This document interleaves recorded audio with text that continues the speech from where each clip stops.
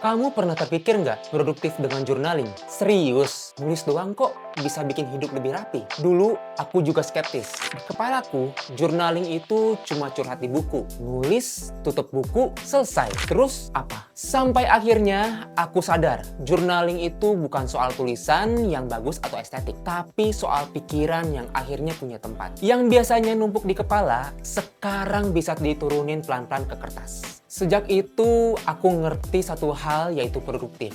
Bukan selalu soal ngerjain banyak hal, tapi soal tahu apa yang sebenarnya perlu dikerjain. Soalnya gini nih, kadang kita ngerasa nggak produktif bukan karena malas, tapi kepala terlalu penuh. Banyak yang dipikirin, banyak yang pengen dikerjain, tapi semuanya saling tabrakan. Akhirnya capek duluan sebelum mulai. Nah, di situ journaling bantu banget. Pas kamu nulis, kamu lagi mindahin isi kepala keluar, yang tadinya muter-muter, sekarang kelihatan. Dan begitu pikiran lebih ringan, fokus jadi lebih gampang datang sendiri. Lalu ada hal lain yang sering kejadian. Pas mulai nulis, kamu juga sadar, oh ternyata nggak semuanya penting hari ini. Ada yang bisa ditunda. Kadang cuma dengan nulis satu kalimat sederhana, hari ini aku mau fokus ke satu hal ini aja. Hari kamu langsung terasa lebih terarah. Bukan karena tugasnya berkurang, tapi karena prioritasnya jelas. Dan ini nih yang paling penting. Journaling ngajarin kita satu sisi produktif yang jarang dibahas, yaitu mengenal diri sendiri.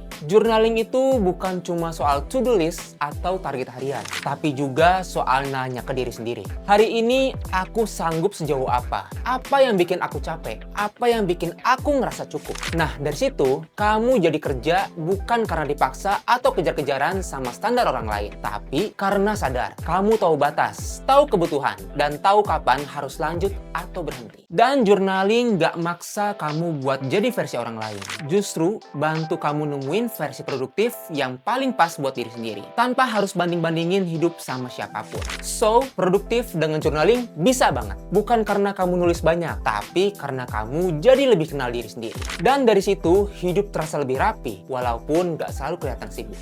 Kalau konten ini bermanfaat, yuk save, share ke teman kamu, dan follow terus jalan biar kita belajar dan tumbuh bareng.